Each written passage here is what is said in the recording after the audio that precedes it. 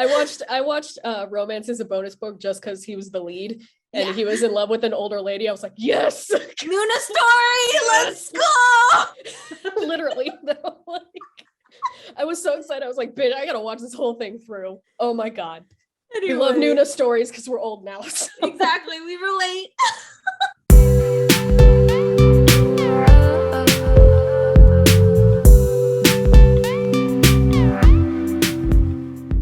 Hello and welcome to the Crazecast, the podcast run by the fans for the fans that brings you close to the action. My name is Roxy, and today I'm here with my fellow host, Jay.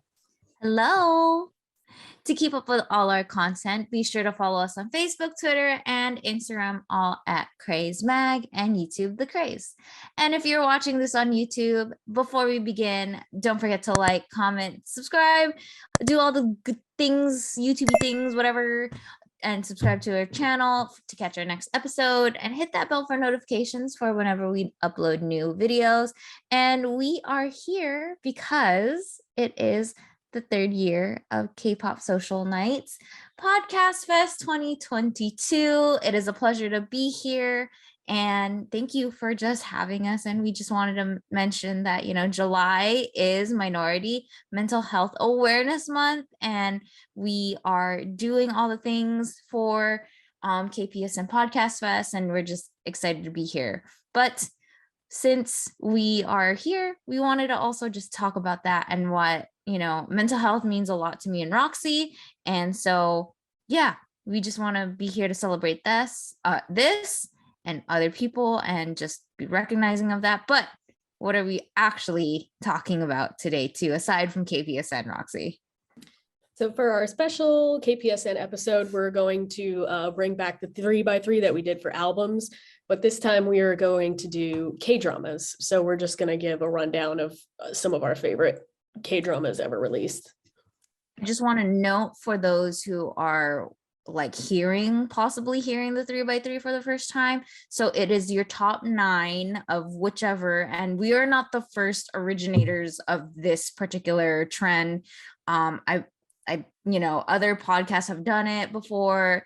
I think it used to be a thing back a few years ago. So we are just trying to take that idea and, you know, we decided to put it, we've done an albums episode, as Roxy mentioned, but this time K-dramas. And we don't get to talk about K-dramas often on the Craze Cast. So we're just going to give you our top 9 K-dramas. And let's see if me and Roxy have some similar ones in here, because we have watched a couple of dramas together, or like, you know, like the same ones or on the same time. So let's see what makes it onto the list. And I hope you guys enjoy this. And if you haven't watched these K-dramas yet, we highly recommend to you because these are our favorites.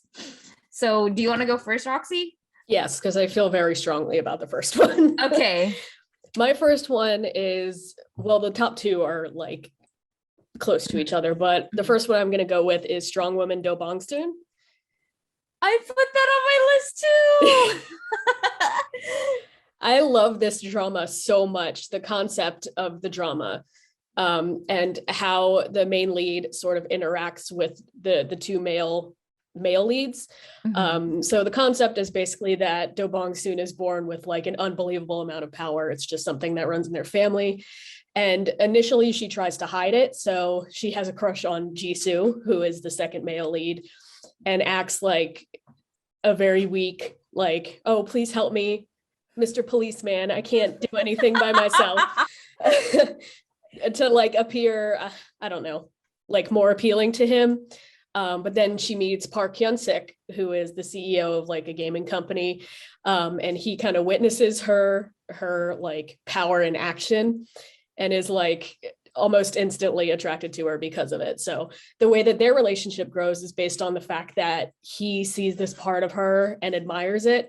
Whereas like Jisoo just thinks that she's like this little lamb that needs help. So yeah, the delicate flower. Yes, a little delicate flower. And she doesn't want to show him her strength because she thinks he won't, you know, appreciate that. So to me, it shows like a very healthy sort of like relationship dynamic in that like this person sees all of you and loves you for it, as opposed to you having to pretend to be something else. And of course, there's like a whole murder plot shit going on. Like there's tons of different stuff in this drama. It's funny, it's romantic, it's a little bit crazy in terms of like the thriller aspect of it, but I think it just has like everything. And the chemistry between the two leads is amazing. And it's funny. Yeah. It's such a funny show. Like here we have Park Bo Young. She's the main lead, and she's like this tiny little lady up against the really two tall actors, and she's just like has this mighty strength to her. And that particular K-drama is like it has a repeatability to it that it's just like that is so fun, and it's so cute to see. And like you mentioned, the chemistry was just out of this world, and they still are friends to this day, and they support each other when it comes to their other K-dramas. So I mean, really good choice. And like one of my favorite parts of it is how Park Hyun-sik is character, he gets all fluffy about like, oh my god, she texted me.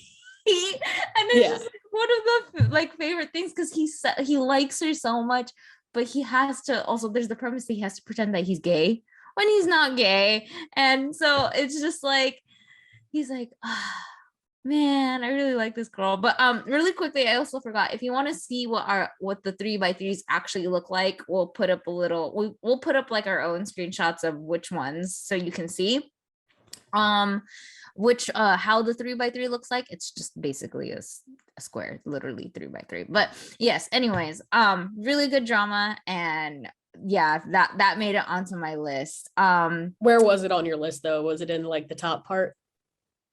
Okay, so I kind of did it where technically the one that's in the middle is my top number one, because it's in the middle of the square. If you're looking at it, it was number 2 on my list though, because the number 1 that I have is actually Weightlifting Fairy Kimbokju. Oh, that's my number 2. So we're switched in this case. And again, really great chemistry between the two leads, Nam Joo Hyuk and Lee Sung Kyung. Really amazing job. Also another premise of like, I am this person that like is passionate about this, but one of the whole, I have to pretend to be something I'm not, but there's somebody who sees me for who I am. Well, he's kind of a jerk to her a little bit, just because it's just like he teases her because they're childhood friends, but then he realized like, oh wait, I have feelings for this girl, like. And so it was just cute overall. And every time it's one of the dramas that I'll go back to at least once a year, and it never gets old. Like, it never gets old. There, like, it's funny, it's cute, it has its moments, and it's a good coming of age story as well. Even though they're technically in university, it's a really good coming of age, because it really comes into her own, like, no, I am who I am. I'm not necessarily perfect, but it's not going to stop me from not only falling in love, but also doing the one thing that I like, which is weightlifting. And I'm going to be a badass about it. So I'm just like, yeah, why not? It's the drama that made me fall in love with Nam Joo Hyuk. It was bad. Like the first time I watched it, I was like, I'm genuinely infatuated with this person. Like this character is like the exact, like my ideal type of person. Yeah. Even the teasing part, like I'm a sucker for like the tsundere, like Yeah. he's making fun of you because he likes you trope. Yeah. Yeah. And like the way he looks at her, he looks like he's so good at this. He looks at her like he adores her. Yeah. It is so cute. I mean, it came out they were dating after this, because their chemistry was so good together. I mean, it's sad that they're not together anymore. Sorry, but like you could tell, like you were saying, like when he's looking at her, there is the affection there. It's like genuine. It's not acting. And everybody, like at the time it came out, everyone's like, "There's no way they're not dating." And then like immediately after, they were like, "Oh, so we're dating." We were like, "We knew it." Like, of course, yes. I have to do that. But yeah, overall, really fun show. It's another lighthearted show. I don't think it has its like full on like core like drama. I do have a couple of those on my list though that are like, more intense and sad, but like it's a feel good kind of K-drama that you won't get tired of It over does and have over like, again. it has like angst, the coming of age Yeah. angst. Mm-hmm. So it's like they're all having identity crises, like Mm-hmm. things, that kind of stuff. That's Mm-hmm. most of the drama. It's not like the really intense melodrama. Mm-hmm. Unlike Strong Woman, there's no like murder, terrible person Oh, yeah. plot line. So it's Yeah. just like a university story about a girl who is not considered conventionally attractive because she's a weightlifter, so she's big, and just like coping with her having developing feelings for someone, and then sort of understanding like that's not the right thing. Like, Mm-hmm. it Mm-hmm. doesn't work. And I liked it too because they show Nam Joo-hyuk's ex-girlfriend is like a gymnast, so she's like a skinny little stick. They mentioned that, she trained so hard that she lost her period because Yeah.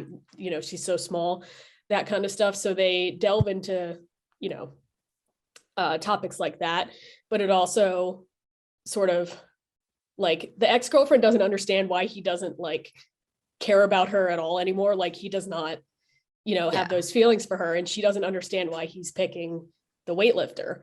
Yeah. So it just shows a different like side to that Mm-hmm. story. Mm-hmm. And it's the whole typical trope of putting them together two in one room, and it's just like, oh great, here's the contrast between these two characters. And yeah, it overall, it's a good drama. It's a good drama. I mean, it's the reason why it's on both of our lists at this point. So I mean, yeah, repeatability always gonna be there. Cute if you just want the feels. Yes. What's your third one? So my third one is kind of goes along with this like trope, is My ID is Gangnam Beauty. Oh, I've never watched it. Oh, I So love do it. tell me. Do tell me. It's on my list.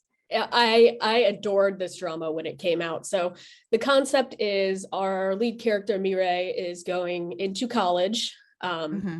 and she was born, as she calls it, very ugly. So before college, she went and got a bunch of plastic surgery, to like start her life new. They show a lot of scenes when she was younger, being bullied for being fat, for being ugly, all of that stuff. So she has a lot of insecurity around this, and she goes to university and meets Do Kyung Sok, who's played by Cha Eun Woo. Love him so much. He's your classic like strong, silent type tsundere boy, and he's obviously very attractive. And then the third character is Hyun Sua, and she is somebody that is apparently born like extremely beautiful. All people talk about is like how good looking she is. And so like the whole story is about how people keep trying to put Sua and Kyung Sok together, even though Kyung Sok can see right through her. She is a bad person. Like there's no getting around it. She's a terrible person. She takes her insecurities out on other people. So she is like very subtly bullying Mireille because she knows that she got plastic surgery.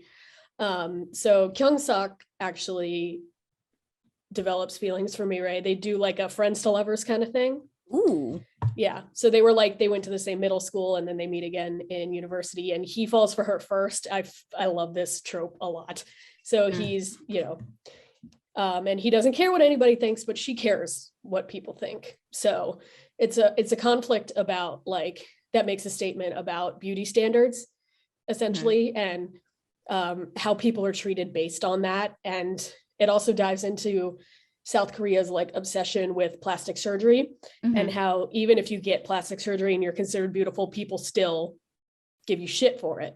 Right. Because like, oh, she obviously her face is done. Like she gets bullied for that. Yeah. So, but Mireille's just like a very good character to me. She grows into like a very strong type of woman that, no longer has those insecurities. And I just really like the relationship dynamic. And it really shows like that not everybody who's beautiful is like self-centered about it. Because Kyung Sok doesn't give a shit about anything. He's like, everybody leave me alone. I don't care what you say. Let me be. Yeah. Ooh. I'm going to watch this next, considering I'm on a K-drama binge right now. So I'm just like, after that description, I'm gonna go watch. I do watch it. it has repeatability to me as well, because I catch Mhm. new things every time I watch it, like on the plot points about, you know, Mhm. beauty standards, stuff like that. I think it has a very good message, and Mhm. I really love those two. They are so cute. Mhm. I mean, two very good-looking people in one drama. So, yeah, I get that. My third one, my third one that I had on my list is Goblin. I see. Like, That was a big one. that was a big one. I mean, it really world-renowned K-drama at this point.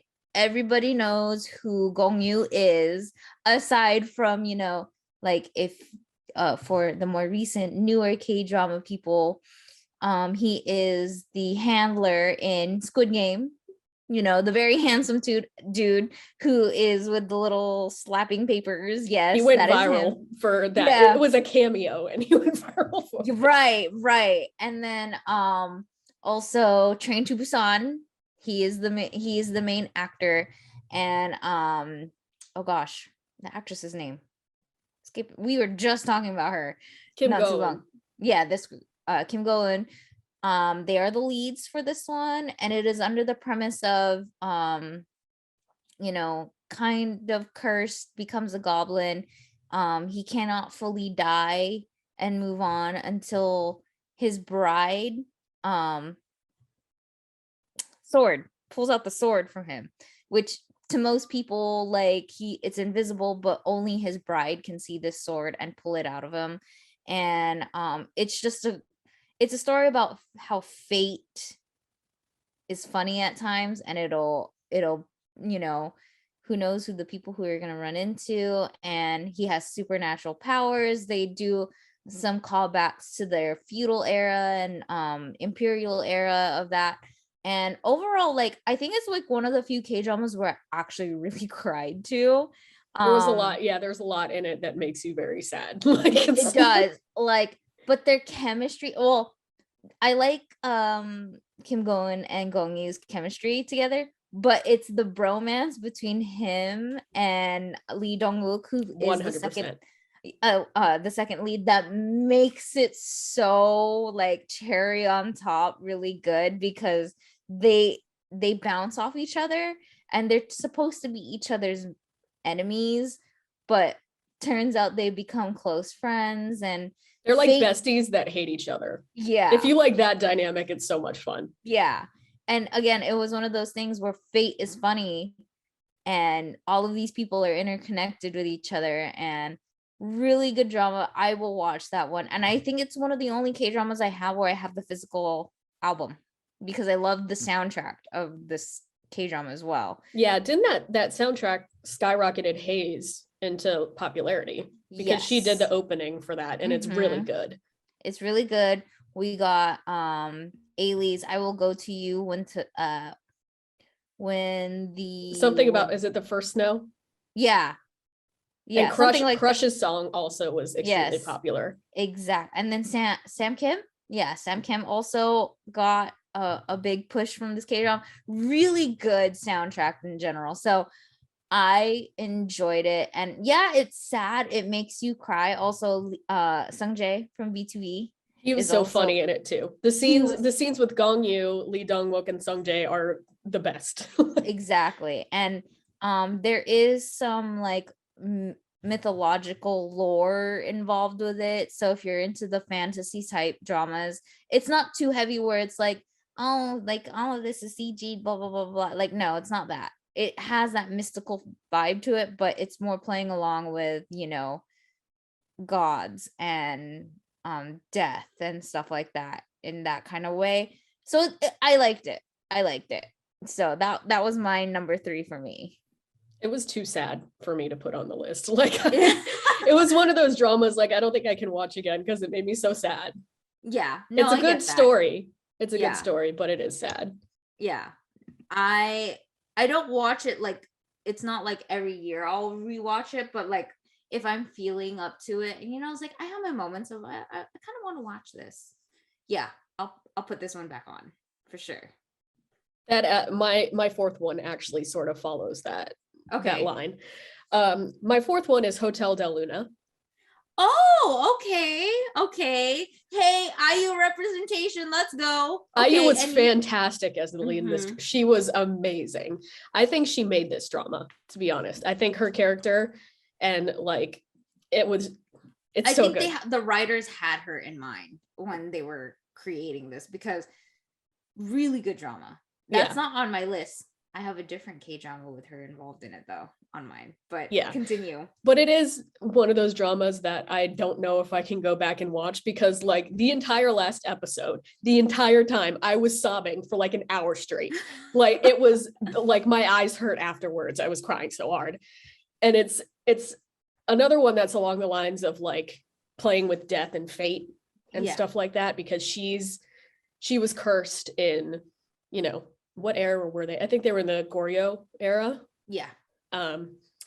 So she was cursed that a long time ago and now runs this ghost hotel, essentially, where people who have just passed on stay there while they get their closure before moving on to like heaven. It's like purgatory. Yeah, it's like purgatory.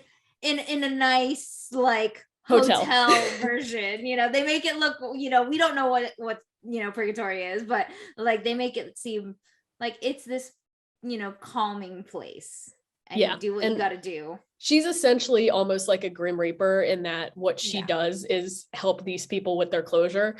So like if someone is murdered, like she will go find their murderer and give them justice, essentially.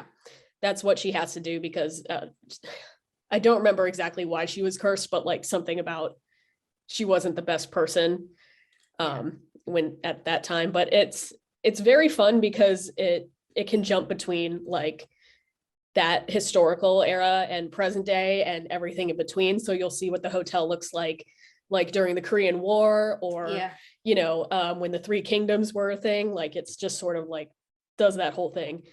But it is very sad because like they all have to pass too at some point. They all have to move on. So in the last episode, it just kind of all hits at once. You're like, I want to die. I cried. I was like, But yeah, I thought IU was amazing in this drama.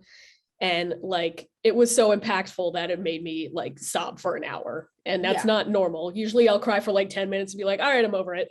But I was like, for like 3 hours, I was like on the floor. Like why did it have to end like this? It's not necessarily like a sad ending, but it's not like a suspicious partner happy ending where everything is like roses and beautiful. It's not like that. So but I just thought it was a very good story, and I believe the writers that did Goblin wrote this story. I believe so, because it has very elements that are very similar to it. And hey, I don't want to spoil the ending, but that thing at the end, at the very end, I was just like, please have a sequel with him in it. True. They did leave it open-ended. I was just like, but it's been years, so I wouldn't hold your breath. I know. So like moving on, because I know we don't have a lot of time, kind of got to speed through this. Since we're on the topic of IU, the other drama I picked from her, and this is really sad, and I know, but the whole premise of it was really cool. In terms of the concept, was Scarlet Heart. I haven't watched it just because I heard that it will kill you inside. So. It will. And I mean, if you were expecting lighthearted drama, no. This is another period piece type. Well, I guess I can tell you a little bit about it. IU present day is her character. Something happens and she ends up drowning as she's trying to save somebody, and in that process, as she was drowning, she gets teleported into the Goryeo era of Korea, and she's like, who am I? You know, like, where am I? Stuff like that. But it is, at first it seems like it's lighthearted, but no, this drama is full on drama, sadness, heartbreak. I mean, Lee Joon-ki is the main lead, but there's also 7 other leads technically. 7? Yes. That's a lot. technically so it's her and 8 princes. So Lee Jun-ki is the main lead per se, but you had Jisoo, you had Nam Joo-hyuk, you had Baekhyun. This was Baekhyun's first K-drama that he did. I'm trying to remember, like, his name escapes me. That's a list of good-looking people. No. Honestly, like, very good-looking dude. And there's another. He's a really There's 2 others that are in there that we know who they are. Their names are just escaping me right now, but they're also very popular actors. But some of them play villains as some of the princes. But yeah, it's sad. It's a lot of drama, but I liked it because, one, I do like period pieces from time to time, and the premise of it was enough to keep me around. It's just one of those things. Watch when you're, in a lighter kind of mood. Don't watch it. Don't be depressed and watch it. Yeah, don't do that. Don't do that. That is don't be sad. Probably not on your period either. If you're a person that gets a period, don't watch it when you're on it. yeah, not during time of the month. Okay, it's too sad. It's too sad. But the reason why I put it was just because this is one of the core, like, firm, like, dramas. It's not a melodrama. It's not comedy. I wanted to bring back something a little bit more serious onto my list, and I don't watch it as often, but, like, I'll still find myself remembering it. And again, a good cast of soundtracks. You had Epic High, Lee High, Haze. At one point, you had Punch. So really, really cool. And a good one. Again, period piece. I don't want to spoil it too much, because if I do mention a little bit of the plot, it gives away, like, what, it's a spoiler heavy type of story. Spoiler heavy, because Lee Jun-ki's character is the main character, but he's the estranged one out of those who are in line, because they're technically cousins, not brothers. So yeah, and it is a fight for the throne. Who's going to take over? I'll just leave it at that. It's deep. It's really deep, but yes, I wanted to bring at least a more serious toned drama to my list. I'm gonna go ahead and turn it back because I'm not super into the dark stuff necessarily. Yeah. I like happy things. So my 5th one is Fight My Way, or Fight for My Way. Considering. Love this drama. I just started rewatching it because I put it on my list. I was like, it's been a while since I watched this. Love it even more now because, like, I'm the same age as the leads, so it feels even more relatable than, like, when I first watched it. But basically, childhood friends going through the trials and tribulations of being alive. Of when you meet them, they're not working their dream jobs, they're just getting by, essentially. And it's kind of about how you really need to do the thing you love to live your best life, essentially. And the 2 leads are, like, best friends to lovers. We love that in this house. It's like that is a trope we do like.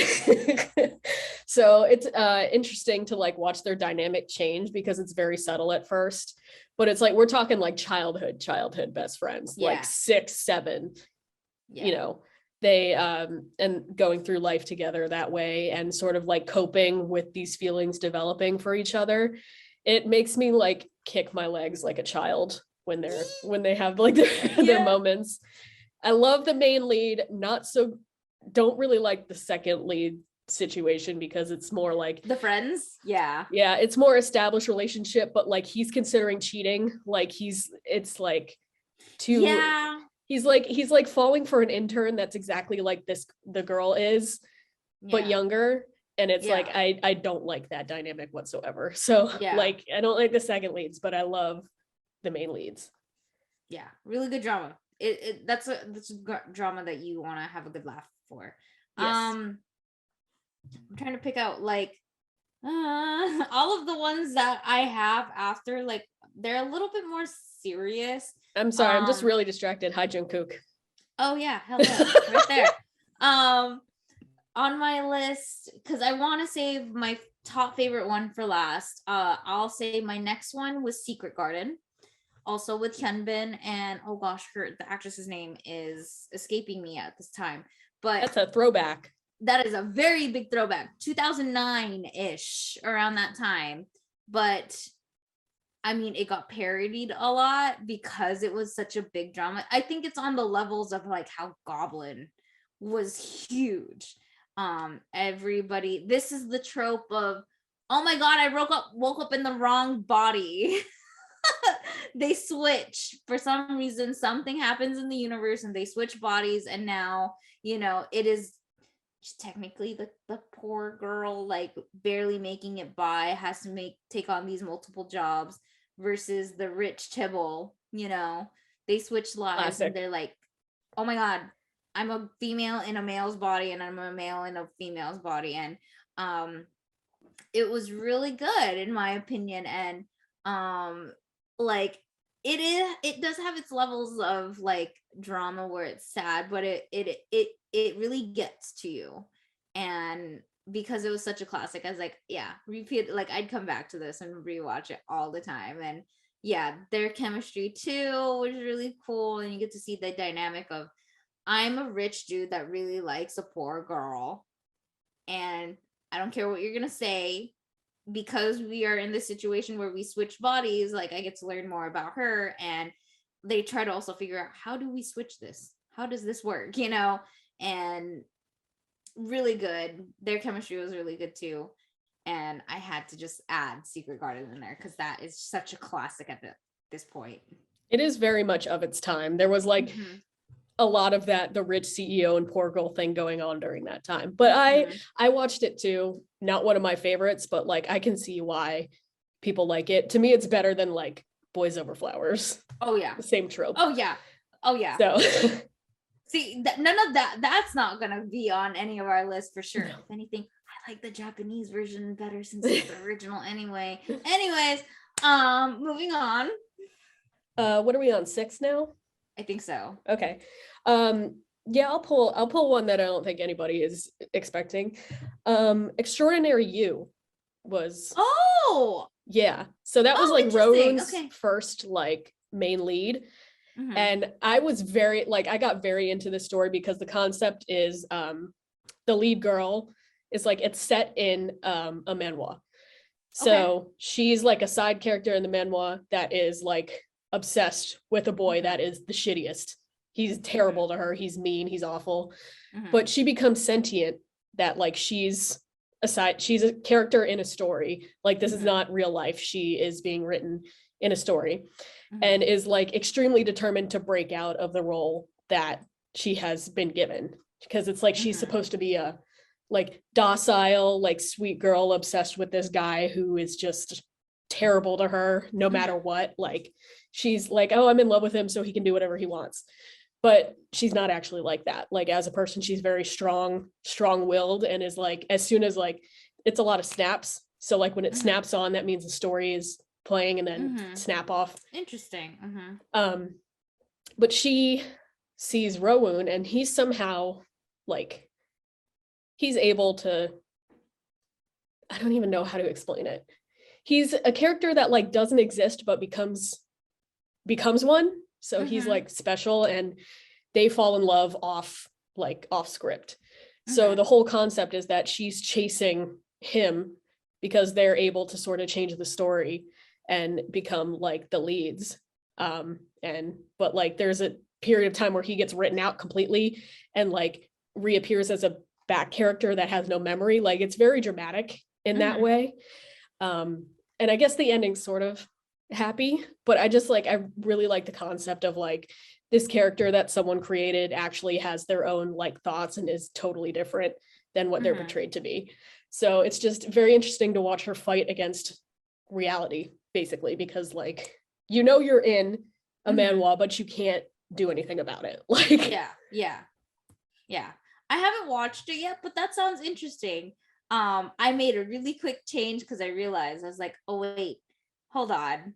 There is a K-drama that's similar, revolving into the manhwa world. And I had to mention W with I love that one. It didn't make it, but I love that drama. And I was just like, I have like, I was looking at my list. I have no, well, technically Secret Garden, he makes an appearance, but like I have no K dramas with one of my favorite actors in here.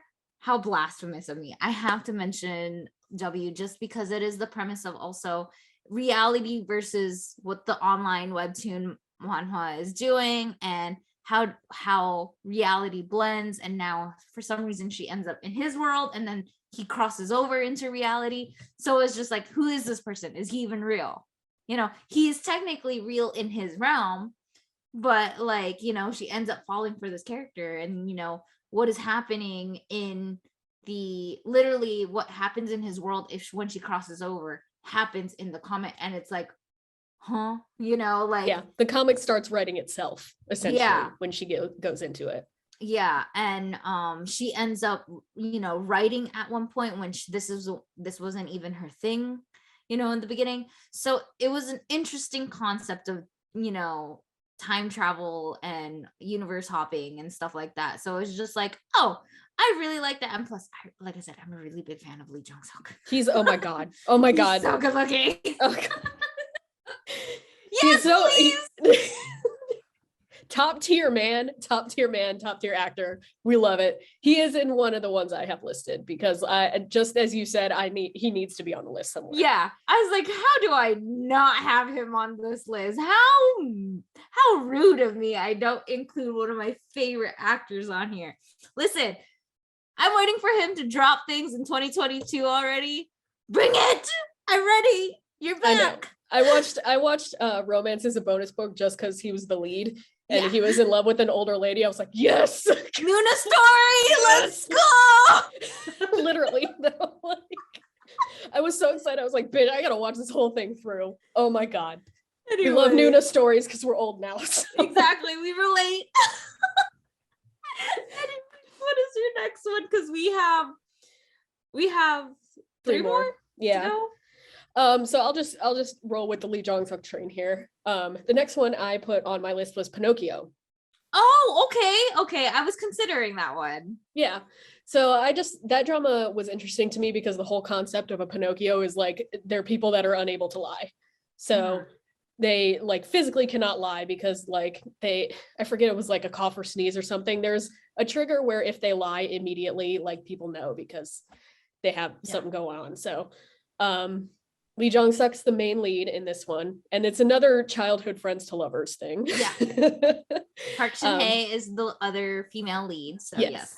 But it does have those other elements of like, they work in a news business and they kind of uncover like shitty practices going on in there, and then his family, like some bad things happen to his family that were covered up, so he kind of figures out what's going on there.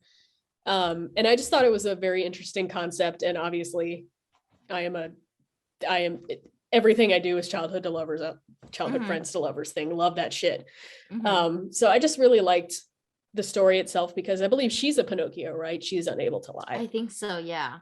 Yeah. So which is weird because her mom is also a news anchor in that show, right? Yeah. So it's just interesting to see. And obviously I work in media, so I really like media stories just to see what it's like. So that's why I put that one on there. My next one is another, because I'm saving the last two. The last two that I have actually are very older, like throwback dramas. But this next one, it's another serious drama. But it's Okay, That's Love, featuring Jo In-sung and, oh my gosh, pretty lady, what's her name? She's in a lot. I only remember this because like it came out when I started getting into K-pop, and Dio is in it. Yeah. So Dio is in this. It's his K-drama debut, and first of all, it is a K-drama meant for an older audience. First of all, it is not something you should be watching. I mean, you can, but I don't think you'll fully understand what goes on unless you're a little bit older. And then you have kind of this whole, she's a psychologist, I believe. Oh gosh, it's been a while since I've watched it, but it is a favorite just because there's multiple personality disorder just a little bit. There's trauma involved. Oh gosh, I don't remember his I think he had ALS also in the K-drama, but he's a dude that has a lot of fucked up shit happening to him, and it's triggered by a lot of childhood trauma that goes into it. I believe he's an author of some sort. And he meets, gosh, the actress's name is escaping me, but the main lead. And it was just, how do these two very different people who are also kind of in their own like independence as themselves as people come together and become this dysfunctional kind of friendship and family and couple. And again, a lot of drama, but Dio does take the cake on this one because his acting was so phenomenal in it. And I'm like, oh shit, like this dude can act. And he is a great actor. And I'm just like, for your debut, like really? Dude, Dio, come on. Kyung-soo. Good drama. Yeah, again, it is on the serious side, but it touches upon a lot of themes here and there. And Kwang-soo is also in that, and also Lee Sung-kyung. So yes, lots of different dynamics and people with very colorful like personalities and things going on in their realm and trauma, but it's good. You may cry though. The female lead name you're looking for, by the way, is Gong Hyo-jin. There we go. I was just like, what is her name? Yeah. Yeah, she's in a lot. Like, she's a really good actress in general. So yeah, I think we can speed through the last two. Yeah, I think so. Because the last two were hard for me, just because like everything else. So the second to last one I'm going to say is Suspicious Partner. Okay. Wasn't super popular when it came out, but Ji Chang-wook is the main lead, and I'm obsessed with him. And Nam Ji-hyun's the other one. It's like a law drama. So this is like the first, I put it on the list because like I usually hate law dramas, but it was the first one I watched and I was like very into it. Basically there's a murder and she is a suspect and she's put in jail for it. Yeah, and then gets out and they try to find the real murderer and fall in love, and they have a very cute relationship. And it also gets a little spicy, which is very not normal. So that's why I liked it. It was a good one for me. Yeah. My second to last one it's a cooking baking drama, and ever since then it kind of inspired, I want to own my own cafe like in my own dream, is My Lovely Samsoon. And it has Hyunbin in it, but it is also a Nuna drama. I'll just say that it's a Nuna drama. This was taken in the early 2000s, so it's an old drama. But if you're into baking and cooking, the main lead, she is, I think the French word for it is pâtissier. She bakes a lot of things, and she ends up working for Hyunbin's restaurant, and it's the whole Nuna dynamic of like, oh, this is a younger dude, not supposed to talk, but you're my boss as well. So there is that balance of how do I keep it professional, but I want to still expand my own business and everything. And then he's also a rich chaebol, but really good one. I like it a lot because of the cooking aspect of this drama though. Like every single time I watch this drama, I was like, I want to learn how to make that. Give me food. So I was just like so enamored. And aside from my last one, which is technically my top favorite one, this one was one of the very first K-dramas that I ever watched, and it exposed me to K-dramas. So that's why it has a sentimental value to myself, because it's just like, yes, this is like the beginnings of how I went down this damn rabbit hole that is K-dramas. One of the few. The last one is the one that really got me into it. I can mention my last one very quickly because it's sort of the last. I put Porong as my last one. Okay, yeah. Mostly because like I don't necessarily think the drama itself is the best, but it was like the first like period piece that I watched. So it was the one that sort of got me into watching, historical dramas, and V was in it. So that's why I did. He was great in that. But yeah, that was my gateway into historical dramas. So I just thought it was, important for that. Yeah. And I mean, also really good looking people in that K-dramas. There's Park Seo-joon's on my list a few times, Park Hyun-sik, like always. Hey, but they're like technically their friend group, I don't think is Choi Woo-sik, Choi Yusik Woo-sik. I don't think he's in I that don't think drama. he's in Hwara, but no. Minho was. Chinese Minho was. There we go. But they're getting together for In the Soup.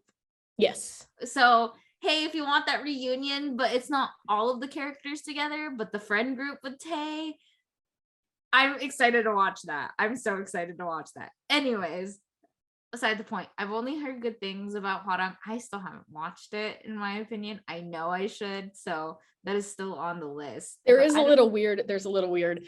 You know how K-dramas like to do the "are they related but in love" thing? There's a little bit of that. Oh yeah, it's one of those. Okay, I gotta mentally prepare for that. Yeah, I didn't like it for the main leads, just the historical aspect, and the friends were really funny. So yeah. My last one, it's kind of dealing with period pieces, but it's not. It takes place in modern day. It was the very first K-drama that I ever watched, and I was just like, yes, give me. I started to get into Korean food because of them, and just understanding the culture a little bit more. Was Princess Hours. Or Goong. So it had Yoon and Tae in it, and the actor's name I'm forgetting, but it is another like coming of age at the time. They're in high school, so it rang very true to like our age back then and early 2000s also in terms of this one. But it's basically, I'm a poor girl, I marry into basically the royal family, and now I have to adapt. And it was based off of a manhwa also. It did get a spin-off. Spin-off wasn't that great, but the original Princess Hour series was really good. And to see their chemistry and how it works, it's one of those things like I'm gonna watch this every single year. I don't care if I'm almost in my 30s and this is a drama. It has that nostalgic feeling, and because it was the first one for me to ever watch, of course I had to add it, and I will never get tired of it, and I'm always gonna just watch it and be like, I know what's coming next, but I don't care. I have feels. They're so good together. So, and also the main lead is the tsundere type. So love that. There you go. So yeah, this has been our 3x3. We hope that any of the dramas we mentioned are in your top favorites, but share with us what your 3x3s are. We'd love to see it. And share it with us on social media or on our YouTube comments. But it's always fun getting to come together again for KPSN and just celebrating together and being here. But anything else, Roxy? Nope, I don't think so.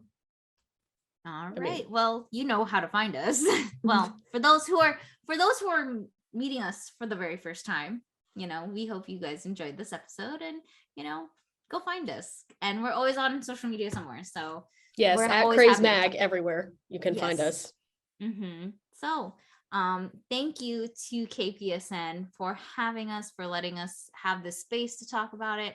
And I did want to tie it back to mental health really quickly, because the reason why we're watching these is because it makes us feel good. Yeah, some of these dramas are sad, sure, okay, I probably have the darker, sadder ones on the list compared to Roxy, but it's something that brings us happiness and joy. And really take care of yourself. And if one way to take care of yourself when it comes to your mental health is watching K-dramas, so be it. And so we hope that you find something from this list, and really think about, why do these dramas really make you happy, or like why they bring you comfort in a time where you're going through something. So yeah, just tying it all back together. It's what makes us happy, and we hope that this episode is something that will make you happy too, and just reevaluate, what are my favorites? Yes, definitely. So thank you guys for watching, and you can catch us on our YouTube channel for our next episode. Hi, interrupting this episode to let you know that the Crazecast is joining K-Pop Social Night in raising funds for Minority Mental Health Awareness Month this July at KPSN Podcast Fest 2022. This is the third and possibly last year that the K-pop and K-drama podcasts from around the globe are coming together for a great cause through this event. So don't miss it. The Crazecast believes in the efforts of the National Alliance on Mental Health, and we want you to know that you are not alone in your wellness journey. Learn more about this event and how to add your donation at www.kpsnfun.com. Again, that is www.kpsnfun.com.